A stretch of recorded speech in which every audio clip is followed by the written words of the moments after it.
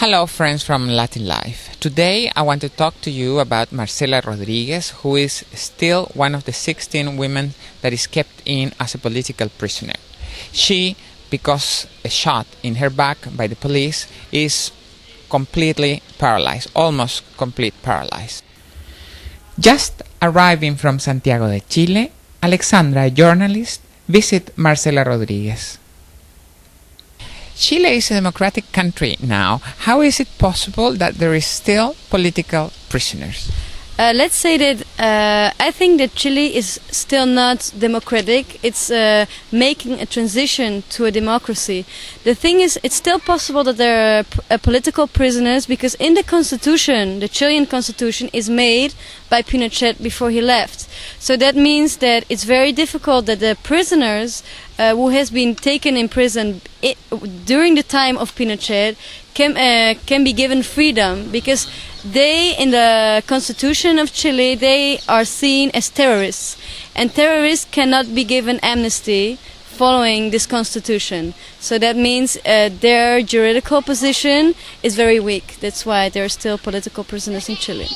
I see. And how did you get, or how did you come across Marcela Rodriguez? Well, Marcela Rodriguez, as you told before, is one of the 16 women who are still political prisoners. And I came to Chile just in a period when Pinochet came back. So there were a lot of demonstrations in the street. And in one of them, I met her husband.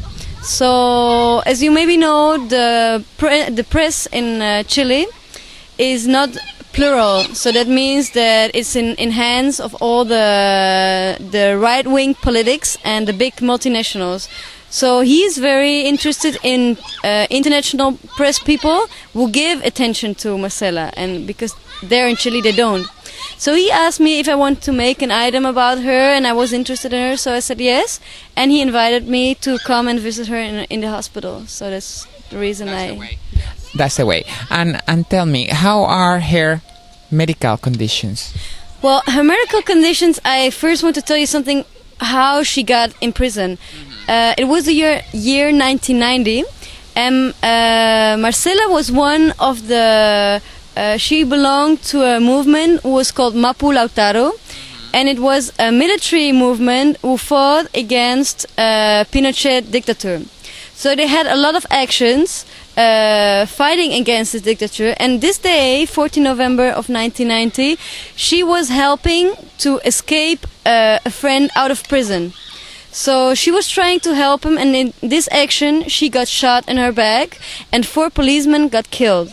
So Marcela got accused to have killed one of the policemen, and with this action she got shot in her back and got paralyzed. That's her medical situation at this moment. She was trying to save her friend out of the prison. Yes, her friend belonged to the same political movement, and he was shot, murdered by the police the next day, and she got taken in prison for 1 year and 3 months without any trial. So that means that a civil citizen has been judged by a military judge, and that's normally in a human rights country it's not possible. So without any judgment, she has been there for 1 year and 3 months without any medical treatment. She was staying in a cell of 2 meters by 2 meters without any light during 2 weeks, and she got psychologically tortured. I can imagine. And after 1 year and 3 months, she got her provisional freedom because the International Red Cross helped to get her out.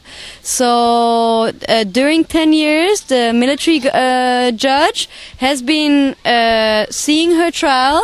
And so 9 years later, almost 10 years later, she got taken in prison again. So that means that in 10 years, she has been waiting what would happen with her life. Within 10 years, she had to live with the fear that each day they could take her and back to prison. And what happened in those 10 years? Well, what happened in those 10 years is that after 1 year and 3 months, she got out of prison and she was almost dead. Because since the lack of medical treatment, her paralyzation went up from 50% until 75% of her body. That means that she will never recover anymore. That's what happened. 100%, you mean? Yes, yeah, for never 100% anymore. So when she got free, she has been in the hospital almost during 10 years because the gravity of her situation was so bad that she couldn't be at home anymore. So in this 10 years, apart from the physical pain, she had the fear constantly that she would be taken in prison again because the military judgment, you can say the military are the people who are for Pinochet. They could decide any moment to take her back in prison. That's what happened in those 10 years. You visit her in your last visit to Chile, right? Yes, I visited her. How are her conditions? Her conditions in this moment, I have to go back for that to September 99.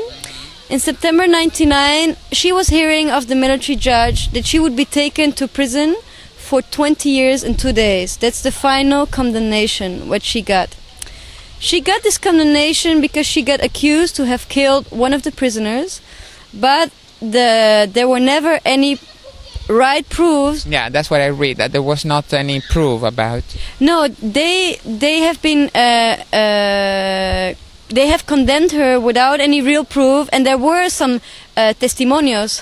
Would you say some witnesses, but they didn't want to use them. So her lawyer, who is the official lawyer against the trial of Pinochet as well, he said officially that there were never any proofs against her case. So normally a person juridically who helped to escape somebody out of prison can get maximum 1 year and 3 months, and she got 20 years and 2 days. So her circumstances are now is that the Medical College of Doctors in Chile said that in Chile there is no possibility that medically they can help her, because in Chile the medical health care is divided in two parts. One is the private health care for the rich people, and one is the public health care. Which is very precarious. There is the normal salary of a Chilean person in 1 month is $400, 400 guilders, and nobody can pay such an operation. So she needs to go outside of Chile to get help, because otherwise a condemnation of 20 years and 2 days means that she will die. So we have two kind of crimes here. One, Josh, 20 years, and the condition she is that is very unhuman, I believe.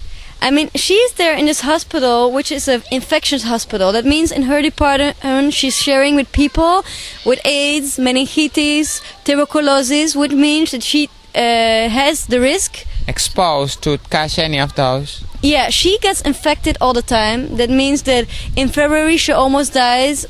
She almost died of a urinal infection, and the medicine came after 3 months.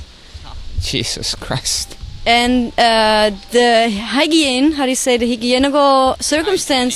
hygienic circumstances in this hospital are very bad. There is not enough money to have good hospitals in Chile in public healthcare, yes. And what has been doing the family or the people in Chile for her?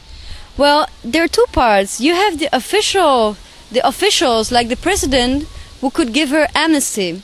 But as I told you before, the constitution of Chile, which has been made by Pinochet, left in the law that political prisoners are seen as terrorists. That means that the president cannot give her any amnesty. Now the president has the power to change this, and until now it hasn't been changed. So that means that... Well, it's been a little bit changed, because the constitution that Pinochet just made at least put him out of his fuero. That's already a very, very big step in human rights plans, yes, but that doesn't mean that the political prisoners in Chile get advanced in their circumstances. There's still so much to do about that. So it's good, but... What about Amnesty International? Have they done something for her? Amnesty International only works with prisoners of conscience, of religion, for example, and she is not been seen as a political prisoner of conscience, because in her act they have used violence. So she has been seen as a terrorist, and so they cannot insist on her freedom. they only can ask to the Chilean government to improve her medical situation, and that's what I think they're going to do now. Yes. I see. And tell me, what could we do internationally or from here, let's say? Did she ever ask for political asylum? Well, the situation is quite strange. If Pinochet still would have been there, they would have taken her out of Chile and they would have helped her. But now Chile is a democratic country, as they see it, at least. So to give her asylum would mean a critic to the new government. And that's dangerous for the diplomatic relation between, for example, Holland or the international community and Chile. So she asked asylum to Holland and they said no, yes. But as humanitarian reasons? Well, so far the diplomatical reasons, the political reasons for Holland has been more important. The thing what we're going to do now is try to ask asylum again, and with the pressure of a lot of human rights organizations, and we're going to try to what we can do for her. Yes. There is a committee here in Holland. Yes. Made by you or somebody like that? When I came back from Chile, I was naturally so shocked by the situation that I said I want to try to do something. And we founded a committee, was called Want to Save the Life of Marcela Rodriguez. And we're trying juridically to help her. And the next thing we want to do is to ask asylum to the Dutch embassy in Santiago de Chile. And tell me, Alexandra, what could we do from here, or what could be done internationally for her? Well, you could divide two things: what we could do international for her, and what could do her family. Her family at this moment accused the Chilean state of abusing Marcela while she was in prison the last years. So they accused her in front of the Commission of Human Rights, the Inter-American Commission of Human Rights in Costa Rica. And they will give answer quite soon about what is going to happen about that. And we still don't have any answer. So this is what the family of Marcela is doing. And when I got back from Chile, I decided to found a comité for her to Salvemos la vida de Marcela, to save her life, let's say. And what we do is trying to ask asylum here in Holland again, with political pressure from a lot of organizations who want to stand behind us, because only she asking asylum, the answer is no and has been no. But we try to do it again. Apart from that, we want to collect money here in Holland so that she can pay her medicines. I see. I'm very impressed by all this, what you're doing, Alexandra. Tell me, how old are you? I'm 24. And do you belong to any political party? No, I don't want to belong to any political party. I'm just trying to do what I can do. And if any political party would be interested in this case, I would be very interested, of course, of all the help that can come to us. But your work is political. I don't see my work as political. I mean, in this case, it's political, but I think it's more to do with some conscience of what's happening in this society. Yes. Yeah, that's what impressed me, because a lot of people is not really thinking in the things that bothers you. How come that you went into Chile, and what have you been doing before going to Chile? Well, I started as a voluntary for the local radio here in Amsterdam, and I've been very interested always in Latin American culture.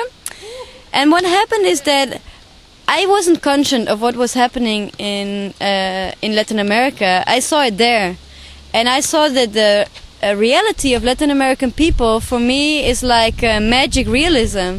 I mean, in Holland we have in quite a lot of things such a good country. Only luxury problems. Well, there are bad problems in Holland as well, but I think that compared to what the people are having there, yeah, it's a lot of luxury problems. Yes, yes. So all these things that you are doing are coming from where? I mean, what is the motto of this? Well, I mean, I'm not a person who wants to improve the whole world, but I just tried that something was next to me to do something that I can never say I didn't do anything, and now I try and I just see what will happen with it.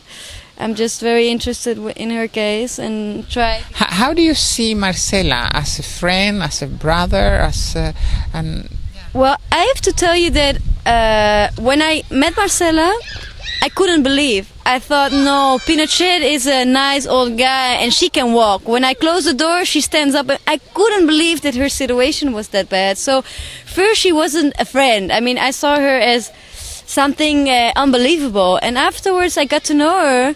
And I mean, you see that she's a woman that just was fighting for her ideals. I mean, the dictatorship of Pinochet has been changing Chile in a lot of ways. I mean, a lot of people get killed. Everybody knows what happened in Chile. Do you think she was an idealist, and do you feel yourself an idealist?